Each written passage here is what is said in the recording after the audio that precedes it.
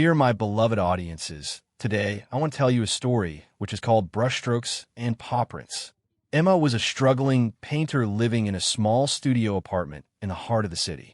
The walls were splattered with vibrant colors. Unfinished canvases leaned against every corner, and the scent of oil paint lingered in the air. Her art was full of emotion, raw, vivid, honest. But despite her talent, she hadn't sold a single piece in over a year. One rainy afternoon, as she returned from the art supply store with a heavy heart and an even heavier bag, she noticed a small figure shivering under a bench in the park. It was a dog. He was soaking wet, covered in mud, and looked like he hadn't eaten in days. Emma approached slowly. The dog looked up at her with large, scared brown eyes, but didn't run away. "Hey there, buddy," she whispered, kneeling down. "Where's your home?" There was no collar, no tag, just a skinny, trembling frame. Emma wrapped the dog in her coat and took him home. She named him Pico, after her favorite brand of paintbrushes. Pico adjusted to his new home quickly. He was curious, gentle, and always by Emma's side.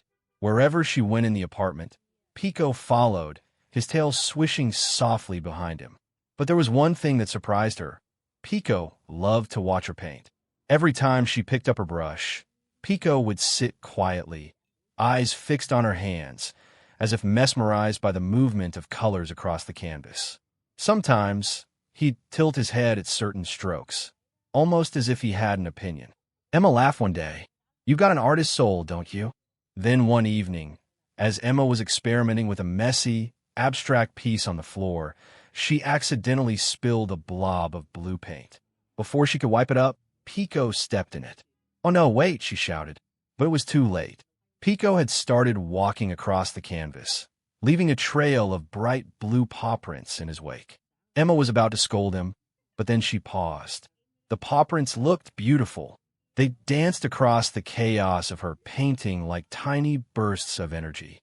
Impulsive, bold, pure. Emma stared, stunned. For the first time in weeks, her heart raced with excitement. "Pico, you're a genius." From that day forward, Emma and Pico became a team.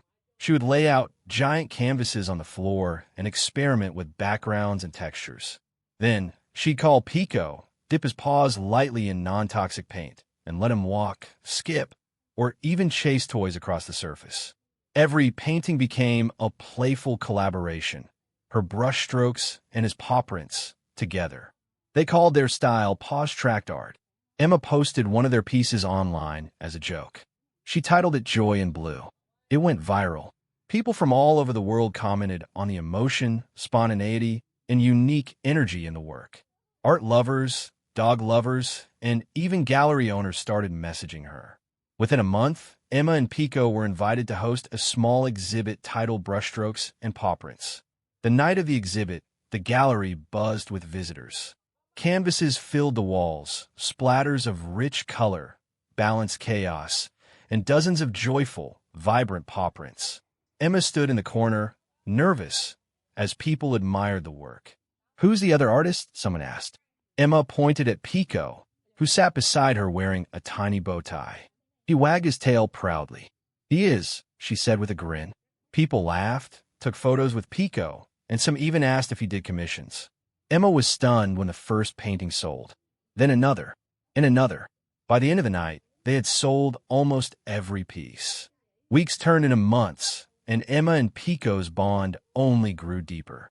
They painted together every morning, took long walks in the afternoons, and even started a social media page called Pico Paints, where they shared videos of their process. But more than fame or money, Emma cherished what Pico gave her: joy, confidence, and a reminder that art didn't have to be perfect. It just had to be real. One day, a little girl in a wheelchair visited their pop-up gallery with her parents. She had trouble speaking, but when she saw Pico, her face lit up. She pointed at one of the paintings, a swirl of oranges and yellows with playful red paw prints, and beamed. "She hasn't smiled like that in weeks," her mother whispered. Emma knelt beside the girl. "Would you like to try painting with Pico?" The girl nodded. That day, they created a piece together. Pico walked carefully beside her wheelchair, stepping in bright paint, leaving joyful marks as the girl giggled. Emma framed the painting and gave it to the family. It was called Hope in Motion. Years later, Emma still painted. Pico had slowed down with age, his golden fur now streaked with white, but he still walked beside her during every session. Sometimes he only added a few prints, sometimes none at all, but his presence was always there. And hanging above her easel, Emma kept that very first painting, the one with the accidental blue paw prints. It reminded her that sometimes the best masterpieces come from unexpected steps, and that love, in all its forms, leaves a mark. If you like this video, please leave a like and a subscribe. It will really help our channel grow. But if you don't like it, then just skip it and don't forget to check out our other videos. Thank you very much and goodbye.